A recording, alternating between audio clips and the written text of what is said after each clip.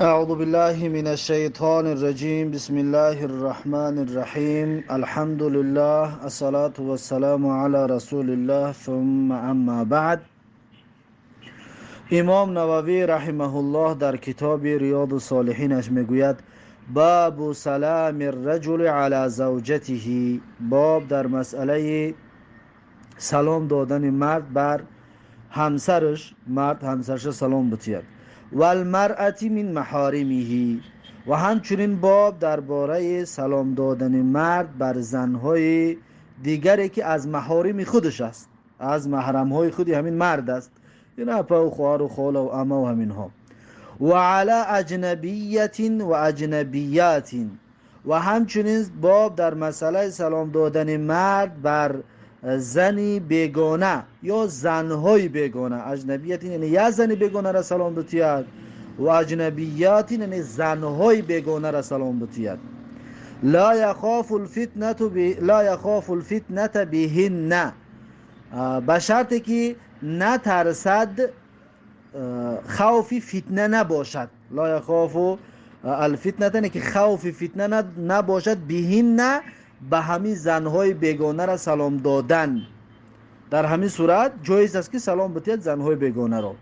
و سلامهن بهذا شرطی، و همچنین سلام دادن زن بیگانه مردی بیگانه را به همین شرط، یعنی ترسی فتنه نباشد. اگر فتنه شود، فتنه باشد، سلام دادنش جایز نیست. خب انا همین باب ده اکنون امام نووی رحمه الله برای ما چند حدیث تقدیم میکند.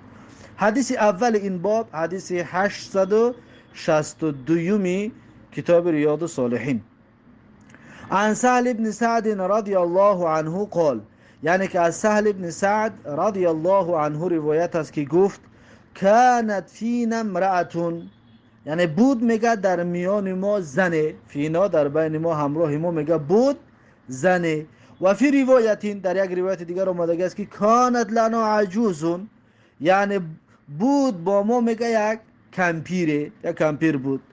تأخذ من اصول السلقی فتطرحه فی القدری، میگرفت میگه همین زن از ریشه های لبلبو، من اصول السلقی یعنی که از ریشه های لبلبو رو میگرفت. فتطرحه فی القدری، پس میریخ میانداخت میگه همین ریشه های یا خود همین لبلبو رو فی القدری، در دیگ میانداخت. و تکرکر حبات من شعیر، و آرد میکرد. تکرکر یعنی که تطحنو، آرد میکرد.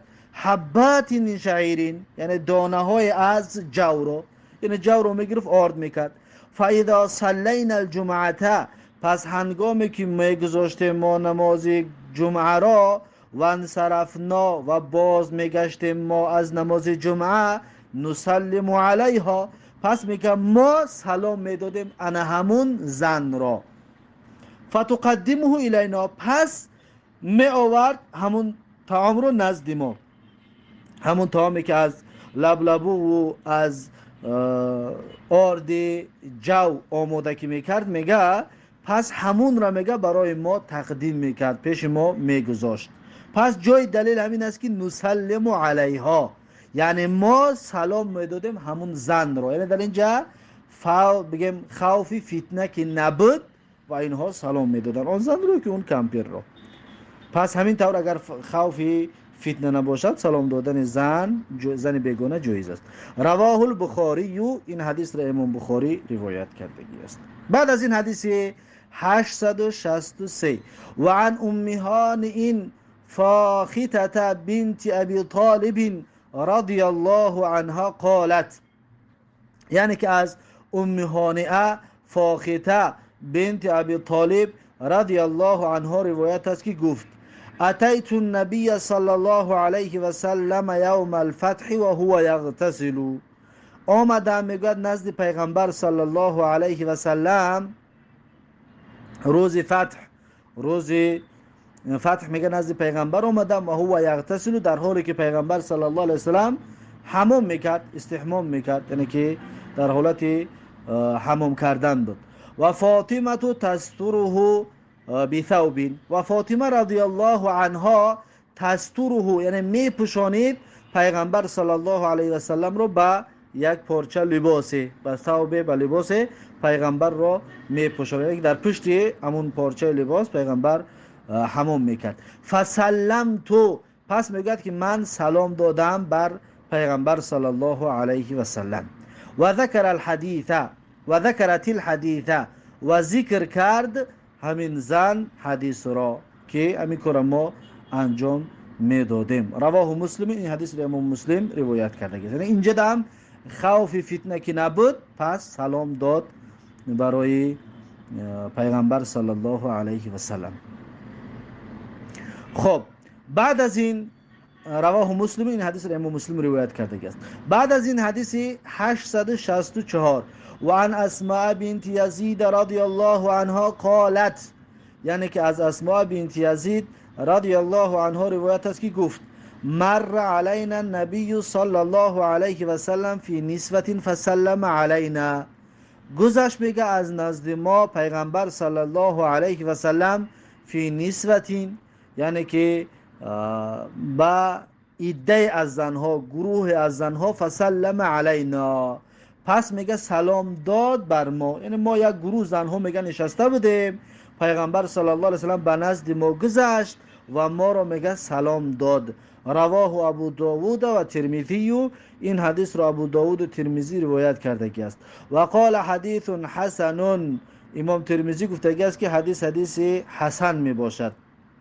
و هذا لفظ ابو داوود، و این لفظ ابو داوود است. و لفظ ترمذی باشد.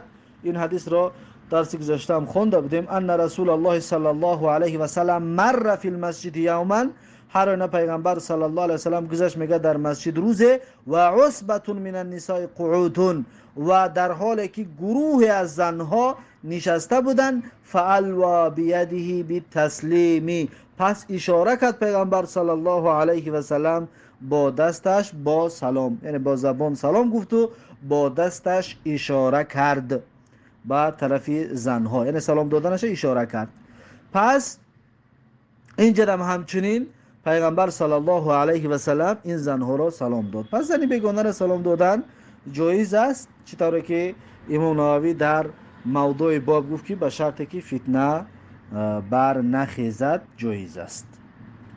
خب با همین این باب به آخر رسید. میگذاریم در باب نو، باب تحریم ابتداء الکافر بالسلام، یعنی باب در مسئله حرام بودن ابتدا کردن سلام با کافر. یعنی کافر را دیدی اول سلام دادن تو حرام است، کافر را سلام دادن جایز نیست، حرام است. و کیفیت رد علیهم، و همچنین چی طور رد کردن بر کافرها. وقتی کافرها ما را سلام دادن، یعنی اول که ما سلامشون نمیتیم زیرا که حرام است، اما اونها اگر سلام بتین پس ما چی طور سلام اونها را جواب بتیم. و استحباب سلام علی اهل مجلس فیه مسلمون و کفار، و مستحب است، یعنی که باب در مسئله مستحب بودن سلام دادن بر اهل مجلسی که در آن مجلس مسلمان هم هست و کافر هم هست. یعنی که هم مجلس خطی گذاشتیم دیدیم که در اون مجلس هم کافر و هم مسلمان است، در این صورت مستحب است سلام دادن. یعنی ما پیشتر گفتیم که سنت سلام، اما اگر این طور باشد پس مستحب است. خواستی سلام بده ثواب میگیری، اگر نخواستی سلام نمیگوی گناهگار نمیشه، زیرا اینکه مستحب است. خب اگر که مسلمان و کافر جمع باشد، اما فقط مسلمان باشد درس گذشته گفتیم که سنت است، سنتی تاکید شده است از پیغمبر صلی الله علیه و سلم سلام دادن، اما جوابش واجب است. خب اکنون امام نووی رحمه الله در این باب برامون چند حدیث تقدیم میکند. حدیث اول این باب حدیث 865 کتاب ریاض الصالحین.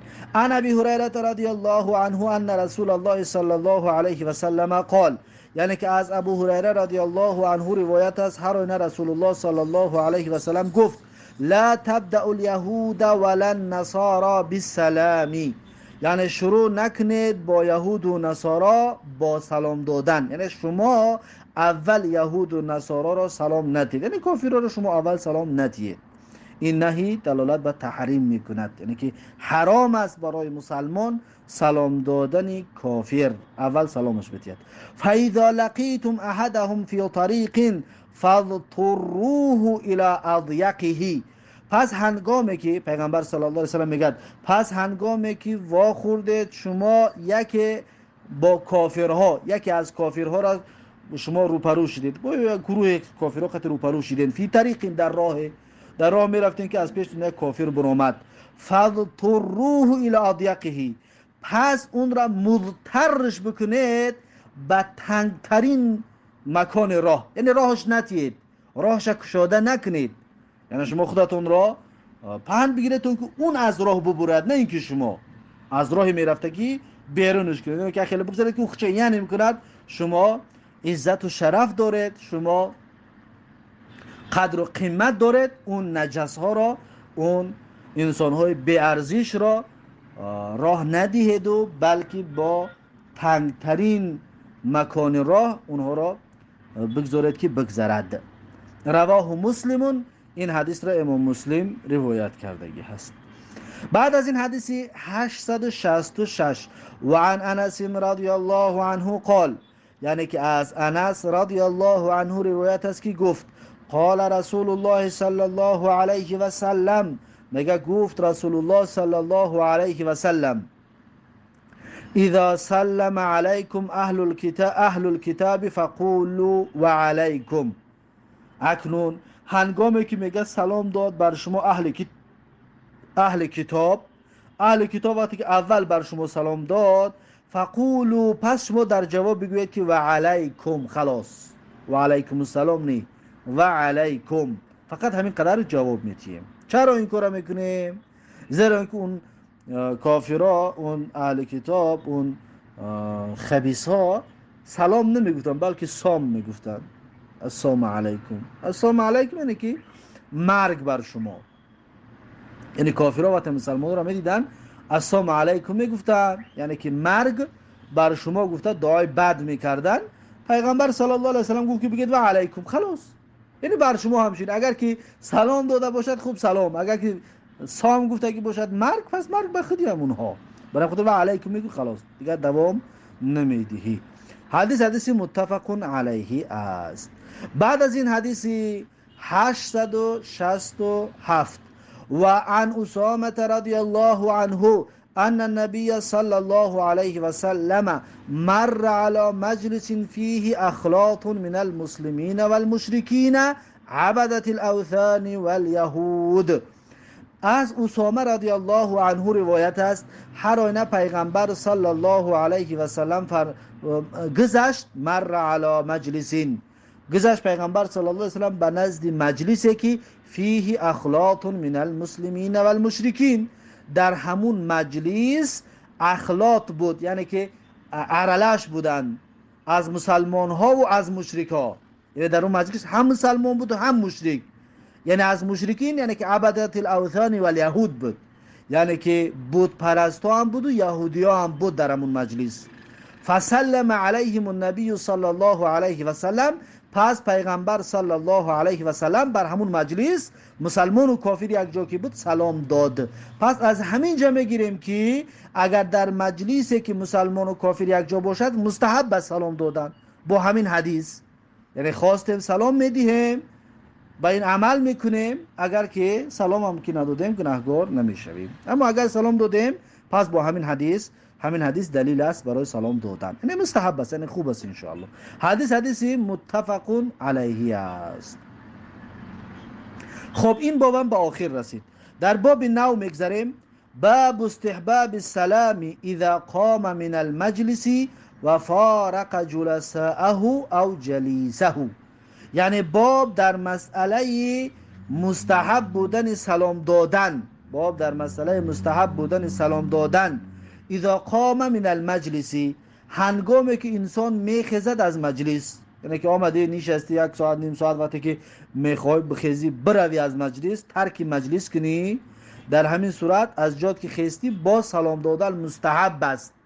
و فارق جلساءه، و جدا شد از همنشینهایش، او جلیس تا یک از یک هم نشینش. مثلا در دو کس اومده شیشتن وقتی صحبتاشون خلاص شد میخوان از یک دیگر جدا شون، پس سلام بتیان السلام علیکم و رحمت الله خلاص جدا شده بروند.